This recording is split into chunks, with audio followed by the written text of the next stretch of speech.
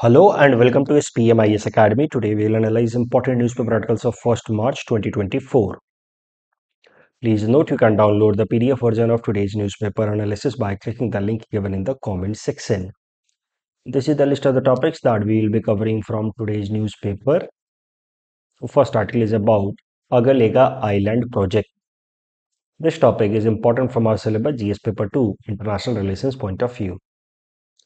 सबसे पहले देखते हैं अगलेगा आइलैंड्स हैं कहाँ. देखिए, these Agalega islands belong to Mauritius. जो मॉरिशस का जो मेन आइलैंड है उससे नॉर्थ ईस्टर्न साइड में there are two set of islands together. They are known as Agalega islands in the Indian Ocean. They belong to Mauritius, जैसा कि मैंने आपको पहले कहा. 2015 में इंडिया ने मॉरिशस के साथ एक अग्रीमेंट साइन किया. As per this agreement, India took up the responsibility of bringing infrastructural development in Agalega Islands. तो यहाँ पे अलग अलग तरह के इंफ्रास्ट्रक्चर जैसे कि एयरपोर्ट, सी कनेक्टिविटी के लिए पोर्ट्स, रोडवेज, ये सब बिल्ड करने की रिस्पॉन्सिबिलिटी इंडिया ने ली एज पर दिस अग्रीमेंट. साथ ही साथ ये जो प्रोजेक्ट्स इंडिया बिल्ड करेगा एज पर दिस एग्रीमेंट वो सिर्फ सिविलियन नेचर के नहीं होंगे या इकोनॉमिक नेचर के नहीं होंगे, उनका स्ट्रैटेजिक और डिफेंस फंक्शन भी होगा. ऐसे एग्रीमेंट्स में बात हुई. Following this agreement India started this Agalega project. India has built jetty, मतलब एक तरीके का port, runway, airports at Agalega island. Overall जो आगलेगा प्रोजेक्ट इंडिया बिल्ड कर रहा है उसका कॉस्ट है $87 million being funded by India. तो अगलेगा आइलैंड का अगर आप लोकेशन देखें तो आपको देखते ही अब समझ आ जाएगा कि ये प्रोजेक्ट इंडिया के लिए क्यों इम्पोर्टेंट है. इसका बहुत ज़्यादा स्ट्रैटेजिक सिग्निफिकेंस है, specially in the current time जब मालदीव इंडिया से थोड़ा डाइवर्जेंस शो कर रहा है. It is breaking away from India, trying to align with China under its new president Muizzu. तो इंडियन ओशन में इंडिया अपनी फुटप्रिंट को स्ट्रांग रखने के लिए India will always like to have such projects जहां पे इंडियन के जो आर्म फोर्सेस हैं, एयरफोर्स या नेवी, वो स्टेशन हो पाए. So this will act as this Agalega island पे जो प्रोजेक्ट इंडिया बिल्ड कर रहा है उसका स्ट्रैटेजिक और डिफेंस सिग्निफिकेंस भी है. तो this Agalega island project will act as India's check post in Indian Ocean and will help in attaining India's goal with respect to Indian Ocean, that is to make Indian Ocean backyard of Indian Navy. तो significance of this project, just by looking at the location हम लोग कुछ तो चीजें guess कर ही सकते थे. Obviously, the project will help India in strengthening its presence in Indian Ocean. Both Air Force as well as Navy will have its presence in the Indian Ocean. Its presence will be strengthened. The project is in line with Sagar mission. Sagar का full form है Security and Growth for All in the region. This initiative was made by our Prime Minister Narendra Modi ji in 2015 when he was on visit to some of the Indian Ocean countries like Sri Lanka, Maldives and all. तो सागर mission के अंतर्गत India चाह रहा है कि Indian island countries के साथ हम अपने इकोनॉमिक और स्ट्रेटेजिक कोऑपरेशन को स्ट्रॉन्ग करें. And in this way India would be able to counter और nullify China's growing influence in the Indian Ocean. तो स्ट्रेटेजिक गोल भी होगा. Third, the blue economics which was also part of SAGAR mission. Blue economics मतलब extraction of the resources available in the Indian Ocean. Indian Ocean is known as zone of opportunities या zone of low hanging fruits because it is rich in several kinds of resources, may it be petroleum products or fisheries or polymetallic nodules. So extraction of such resources in sustainable manner is part of blue economics goal which will be furthered as a result of such kind of projects by India, जो अभी India आगे लेगा islands में लेकर के आ रहा है. Most importantly it will help India in countering China's growing footprint in Indian ocean, जिसको कई सारे सिक्योरिटी एक्सपर्ट्स नाम देते हैं स्ट्रिंग ऑफ पर्ल्स. इसी चाइना की एक प्रोजेक्ट है belt and road initiative. Under this belt and road initiative China is bringing massive infrastructural developments, roadways, railways, pipelines and ports which will connect China with European countries. So this will give China direct accessibility to the European market. So as a part of this Belt and Road Initiative, China is building series of ports in the Indian Ocean. ये जो ports Indian Ocean में China build कर रहा है, Myanmar के अंदर क्याकफाओ port, Bangladesh के अंदर चिटगोंग, श्रीलंका के अंदर हम्बनतोता पोर्ट, मालदीव के अंदर माले पोर्ट, पाकिस्तान के अंदर ग्वादार पोर्ट। तो ये सारे जो पोर्ट्स चाइना बिल्ड कर रहा है under its belt and road initiative, अगर आप इनको ध्यान से देखें तो these are along the coast of India. अब चाइना तो कह रहा है कि we are building these ports under belt and road initiative with economic motives in order to connect China with the European market. लेकिन जो वर्ल्ड के security experts हैं उनका ऐसा मानना है कि these ports have dual nature. They have been designed in such a manner कि they will fulfill economic needs, यानी कि ports will help in trades, but at the same time they have been developed in such a manner कि in time of some stress they can support defense activities also. That means China का एक hidden intention है कि इन ports को India के against use करे in time of some stress या hostility between the two sides, and that is why this series of ports along the Indian coast has been given a name by security experts. वो name है string of pearls. तो string of pearls is a notion, an idea which has never been officially supported by China. तो China says कि we are to just building ports for trade, but world experts believe कि China is encircling India through this series of ports जिसको उन्होंने नाम दिया है string of pearls। तो जैसे चाइना की स्ट्रिंग ऑफ पर्ल्स बिल्ड हो रही है इंडिया के कोस्ट के अलॉन्ग, तो naturally India will like to break this string of pearls. तो India is also coming up with several projects, for example Duqm port in Oman, Chabahar port in Iran, Mongolia के साथ भी हमारे strategic agreement sign हुए हैं, Japan के साथ we have strategic agreement, South East Asia में we have Act East policy, Sabang port in Indonesia and all. तो और अब Assumption island we had in Seychelles and now we are having Agalega island in Mauritius. So these are the series of ports or infrastructural development that is being brought by India. Again, India never uses such word officially कि we are trying to encircle this string of pearls of China. But security experts again कहते हैं कि China ये जो string of pearls बना रहा है उससे बड़ा सर्कल इंडिया बना रहा है, जिसको सिक्योरिटी एक्सपर्ट्स अगेन नाम देते हैं necklace of diamond strategy.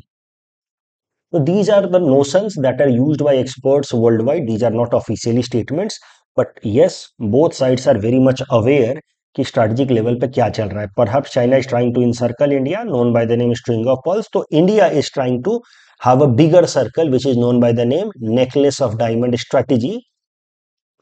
And in the necklace of diamond strategy, we can say कि one more diamond will be added with this Agalega Island project. Of course, this Agalega Island project in Mauritius will help India in protecting its foreign trade. You see, 95% of India's trade in terms of volume passes through Indian Ocean. So, Indian Ocean में जितना हमारा check post हो, जितना हमारा positioning strong हो, उतना ज़्यादा हमारे इकोनॉमिक जो नेसेसिटीज हैं थ्रू ट्रेड वो प्रोटेक्ट होंगी। So this Agalega project will help India in having one stronger check post in the Indian Ocean. And of course, another strategic significance of this Agalega Island project is that it will compensate for divergence of Maldives away from India. Current news क्या है? Current news यही है कि हमारे प्रधानमंत्री नरेंद्र मोदी जी ने along with his Mauritian counterpart Pravind Jugnauth यानी कि मॉरिशस के प्रधानमंत्री के साथ मिलकर के उन्होंने अगलेगा आइलैंड पे भारत द्वारा बनाए गए कुछ प्रोजेक्ट्स का ऑनलाइन वीडियो कॉन्फ्रेंस के थ्रू इनॉग्रेशन किया है। The news is not that important, but ये जो हमने एनालिसिस की है this is important. So board work, this topic is important from mains perspective mainly. PT में ये सब चीजें पूछ सकता है, डाकम पोर्ट कहाँ है, ठीक है, एजम्सन आइलैंड कहाँ है, ये सब पूछ सकता है। सबांग ये देख लीजिए, चाबहार तो आपको पता ही होगा। तो Agalega island set of two islands on the Mauritius coast, ये मॉरिशस है तो मान लीजिए यहाँ पे दो आइलैंड्स हैं। यहाँ पे इंडिया $87 मिलियन का प्रोजेक्ट लेकर के आ रहा है। It is result of India Mauritius agreement of 2015। तो currently several projects have been inaugurated under this Agalega island project, उसी के कारण ये न्यूज में आया है। Significance of this Agalega project, it will strengthen India's footprint in Indian Ocean, secure India's trade, which is about 95% in terms of volume through Indian Ocean, counter string of pearls and strengthen India's necklace of diamond strategy, compensate for Maldives divergence from India. इस topic के basis पे ये prelims practice question हमने आपको दे रखा है। Please attempt this question and submit the answer in the comment section. Next article is about consumer protection act of 2019। This topic is important from our syllabus GS paper 2 governance point of view. देखिए, consumer protection act साल 2019 में लाया गया, but it was brought by replacing the earlier existing law for consumer protection that was brought in 1986। तो ये जो नया कानून लाया गया 2019 में, it was more comprehensive. First of all, it defined consumer. तो कंज्यूमर एज पर this new act 2019 is anyone who avails any goods या सर्विसेज इन ऑनलाइन मोड या offline mode is a consumer.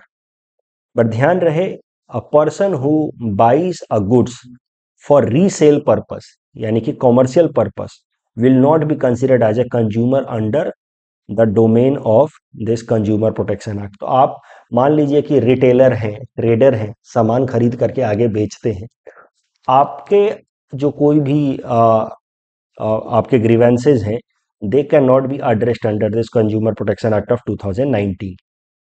So this is the definition of consumer. This act provides several rights to the consumer. For example, rights to be protected against hazardous materials which could be threat to their life. पता चला कोई मिठाई वाला आपको जहरीला मिठाई खिला दिया, तो that would be violation of your statutory right provided under Consumer Protection Act of 2019. Right to be protected against hazardous material. Right to be informed, आपको सही इंफॉर्मेशन पहले मिलना चाहिए with respect to the product that you are going to avail. Right to be assured of access to a variety of goods और services at competitive prices. तो दाम आपको सही वाजिब मिलना चाहिए, जो जस्टिफाइबल है। And right to seek redressal, तो if any of your rights get violated then in that case you can make a complain at respective forums, district level पे, स्टेट लेवल पे या नेशनल लेवल पे, considering the magnitude of the case या magnitude of the loss. उसके basis पे आप complain कर सकते हो और आपको ये फोरम के थ्रू रिड्रेसल भी मिलेगा। हो सकता है कि जो सेलर है उसके ऊपर फाइन लगाया जाए और आपको कुछ कंपनसेशन दिया जाए। ये जो नया कानून लाया गया 2019 में, इसके अंतर्गत एक अथॉरिटी भी बनाई गई, central consumer protection authority. This is a statutory body at the top whose main responsibility is to oversee the implementation of this law. अभी complaint can be filed in a consumer court where the complainant resides और work. पहले कैसा था as per 1986 act कि जहां पे supplier seller का office होता था, उस ज्यूरिडिक्शन के कंज्यूमर फोरम में आपको केस करना होता था। लेकिन अब आप कंज्यूमर हैं, आप जिस एरिया में रहते हैं, आप वहां के कंज्यूमर फोरम में भी केस कर सकते हैं। Consumer can seek compensation for harm caused, और डिपेंडिंग अपॉन द केस या मैग्नीट्यूड, अगर 1 करोड़ से कम का केस है तो डिस्ट्रिक्ट कंज्यूमर फोरम में आप जा सकते हैं। 1 करोड़ से 10 करोड़ का है तो स्टेट कंज्यूमर फोरम में। 10 करोड़ से ज़्यादा का अगर कुछ डैमेज है तो आप नेशनल कंज्यूमर फोरम में जा सकते हैं। और नेशनल कंज्यूमर फोरम के जो भी फैसले हैं, they can be challenge in national consumer appellate tribunal, और नेशनल कंज्यूमर अपीलेट ट्रिब्यूनल के फैसले जो हैं, it can be challenged in high court. High court can take such cases under Article 226 writ jurisdiction of High Court and Article 227 which provides power to the High Court to oversee the function of all other adjudicatory bodies in the jurisdiction of High Court। तो 227 के अंतर्गत, article 227 के अंतर्गत high court ये case ले सकता है national consumer appellate tribunal के फैसले के अगेंस्ट। 226 रिट पिटीशन के थ्रू एक अग्रीव्ड पार्टी जा सकती है टू द हाई कोर्ट, तो मामला हाई कोर्ट में भी जा सकता है। ई कॉमर्स प्लेटफॉर्म पे भी ये कॉन्सेप्ट एप्लीकेबल होगा। अब करंट केस देखते हैं। देखिए, साल 2022 में पतंजलि जो कंपनी है जो food products and medicinals, Ayurvedic medicine supply करती है, उसने एक एडवर्टीजमेंट लॉन्च किया। उसका टाइटल था कुछ ऐसा, misconceptions spread by allopathy, save yourself and the country from misconceptions spread by pharma and medical industry. इस एड में पतंजलि ने एलिगेशंस लगाए कि जो एलोपैथिक मेडिसिन सिस्टम है, it is stupid and bankrupt, मतलब बेईमान है, इसका मेन पर्पस है लोगों को लूटना, ऐसा कुछ एलिगेशन लगाया गया। और कोविड 19 पैंडेमिक के दौरान ज़्यादातर डेथ्स के पीछे ये अप्रोच या ये फिलॉसफी ऑफ एलोपैथी जिम्मेदार है। इस तरीके का एलिगेशन उन्होंने लगाया अपने एड के अंदर।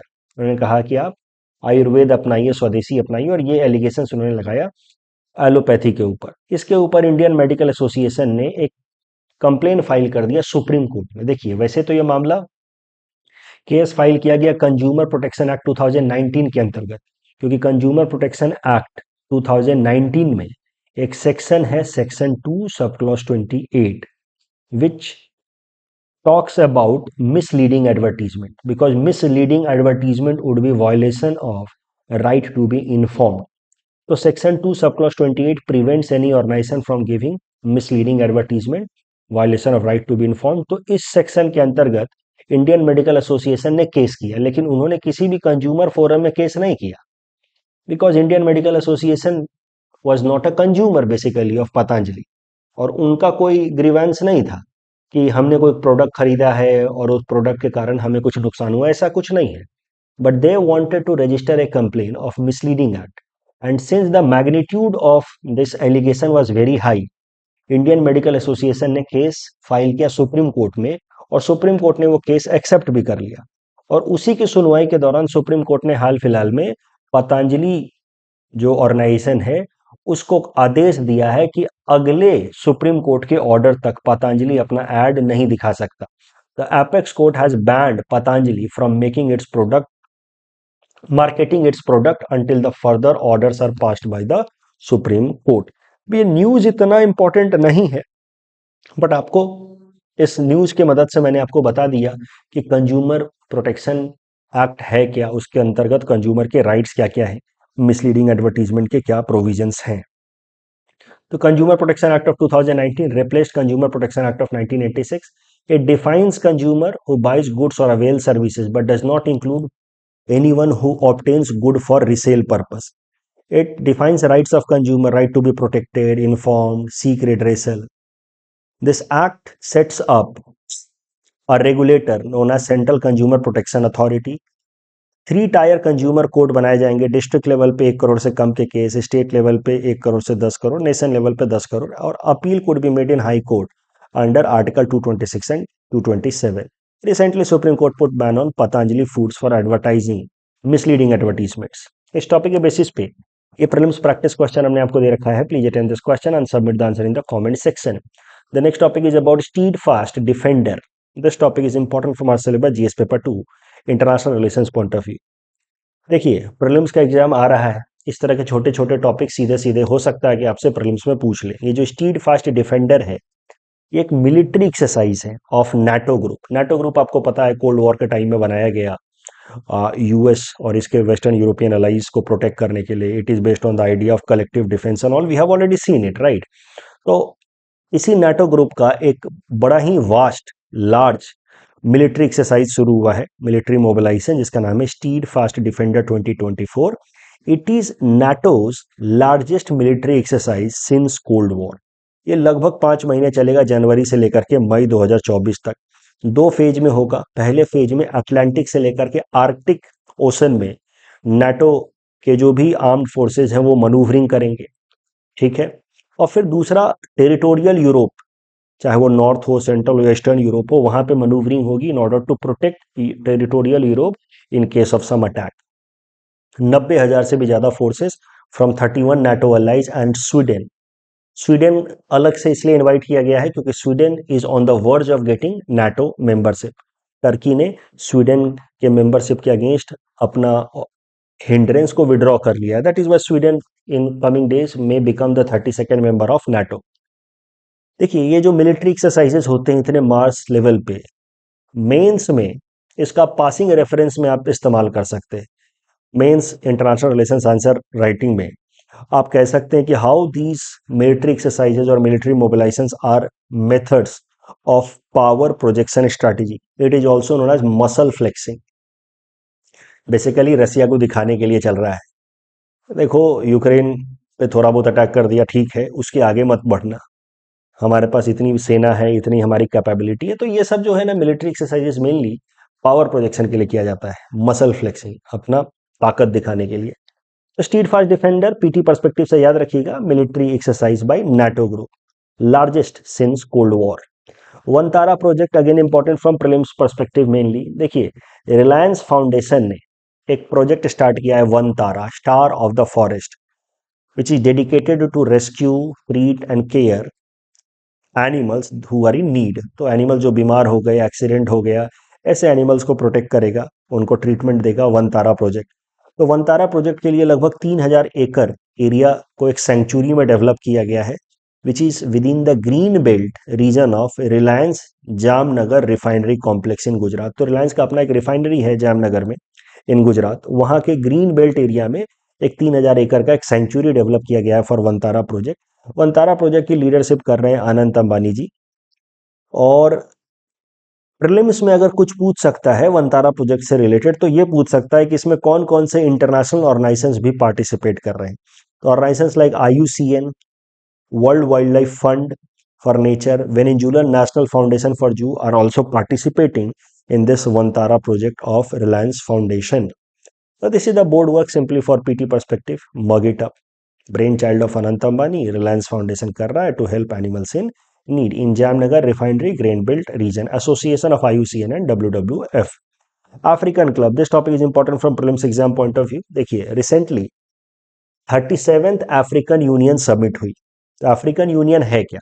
African Union is group, international organisation comprising of 55 member countries of Africa.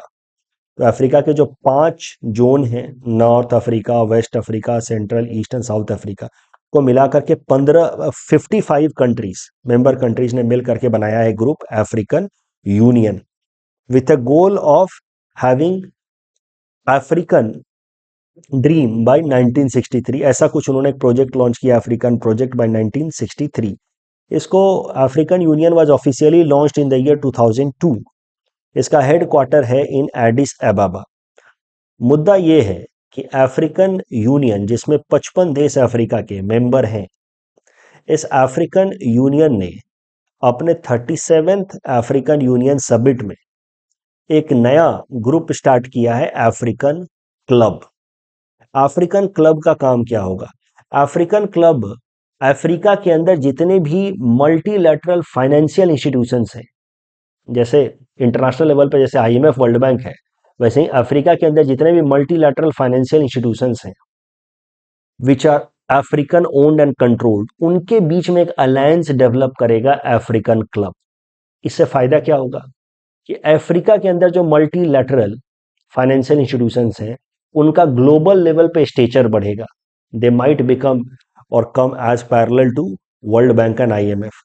और इससे फायदा दूसरा ये होगा कि अफ्रीकन कंट्रीज का over dependence on financial institutions like World Bank and IMF will decrease. देखिए, वर्ल्ड बैंक और IMF ये कहे जाते हैं Bretton Wood twins. These are global financial institutions created after cold war. ये फाइनेंशियल इंस्टीट्यूशंस में mainly allegation लगता रहता है कि they are biased in favour of America and it's allies. तो इसी कारण से दुनिया के बाकी देश धीरे धीरे वर्ल्ड बैंक और IMF का ऑल्टरनेट या पैरेलल फाइनेंशियल इंस्टीट्यूशन डेवलप करना चाह रहे हैं। इंडिया ने ब्रिक्स प्लेटफॉर्म पे डेवलप कराया New Development Bank and contingency reserve arrangement alternative to World Bank and IMF respectively. उसके अलावा China based, China backed Asia infrastructure investment bank is there, AIIB।